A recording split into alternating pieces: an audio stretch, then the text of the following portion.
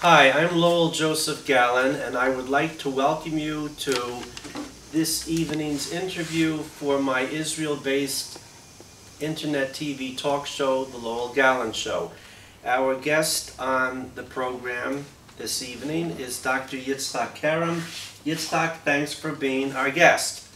And the subject for our interview this evening is where we are now on the kidnapping of Yemenite, Iraqi, North African, and Balkan Jewish babies in the period from the establishment of the State of Israel, 1949, the state was established in 1948, until the 1960s. Yitzchak, where are we? We did an interview 4 years ago in August 2012. Where are we now? In the last month, this is now a mainstream Israeli public issue. It really hasn't been heard so much in America or overseas.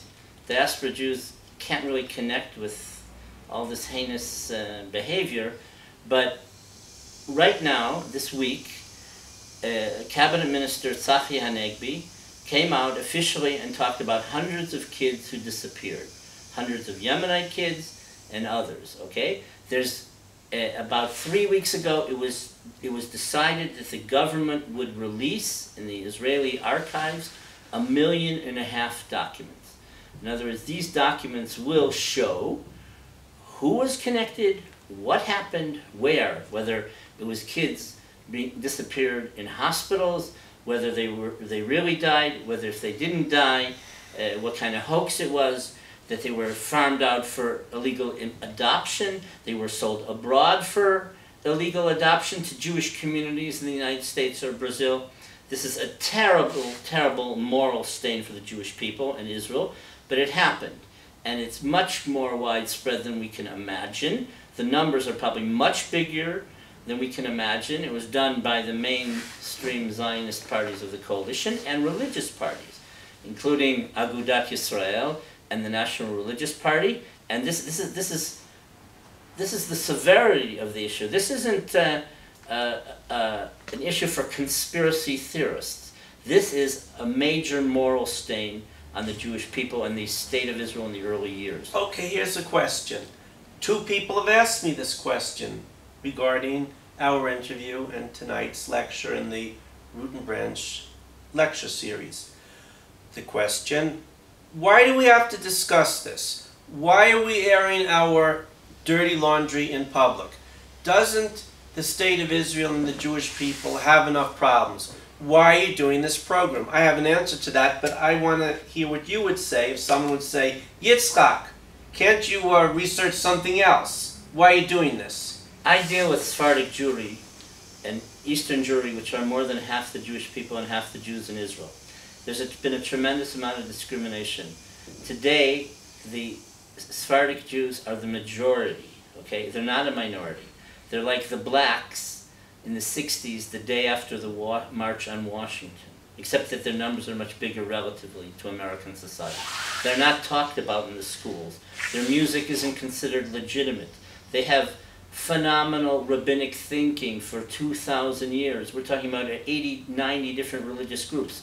All this was part of a hoax to delegitimize the new immigrants, to trick the dark Jews. And this isn't the only scandal. There's what's hideously called the ringworm scandal, which essentially were radiation treatments done not on thousands of Sephardic and dark-skinned Eastern Jews, but maybe 150,000, okay? And this is a serious moral stain, okay?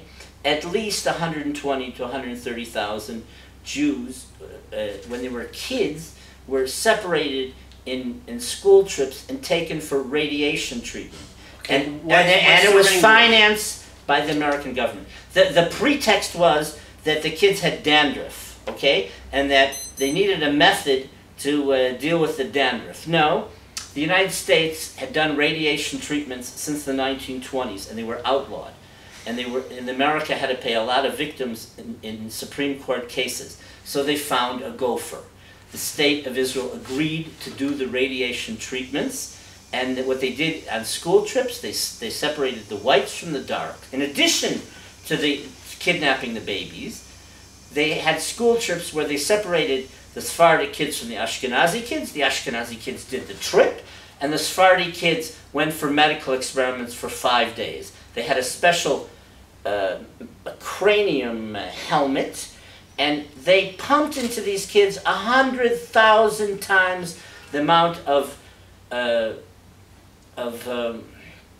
radiation that was acceptable by law. Okay, 6,000 kids died immediately. 100,000 were damaged for life. The Israeli Supreme Court decided 12 years ago that people would be reimbursed. The Israeli government only reimbursed people, began reimbursing people 2 years ago. These are heinous crimes for Jews. This isn't an issue of dirty laundry. A lot of white regimes, a lot of white colonial regimes and democracies did all sorts of heinous things to babies and kids and separating the indigenous populations. It's not the same phenomenon here, but the racial element is, and Israel and the Jewish people have to come to terms that they have racial problems and that we need to be multicultural.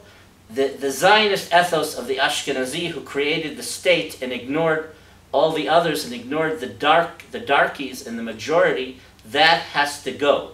I'm saying it a little tough, but the Israeli and Jewish society, whether in museums or universities or on radio, is not willing to accept Sephardic and Mizrahi culture for what it's worth. At best, it's tokenism or folkloric or exotic, but this issue, like all the others, is all part of it. If you don't want to relate, you would probably not want to relate to this culture, which is the majority of the Jewish culture. The majority of the greatest Jewish religious works were not written by Ashkenazim in Eastern Europe. They were written by others, by Sephardic Jews, by Jews in North Africa, in medieval Spain. And not to relate to that, and to think that all these people are just, they don't exist and are irrelevant. It's a huge issue in Israel because Israel is a Jewish society. And this element is now the minority, and they've been, in the 50s, they were tricked by these scandals. But today, their culture is not recognized, and it's more complicated because a fourth of the Israelis are intermarried. Okay, so what happens when you have a Sephardi and an Ashkenazi? Usually, they have nothing. They know about food. Okay, so the cultures come to a standstill.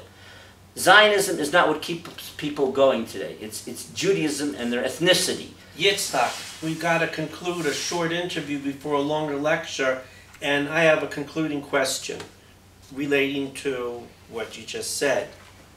Why, I mean, I have my own, you can, from the question I'll ask, you'll know I think the answer is yes. It's a rhetorical question. Why is truth-telling healthy for a healthy society? Why not just sweep things under the rug, as many people would like to do in any society with all sorts of problems?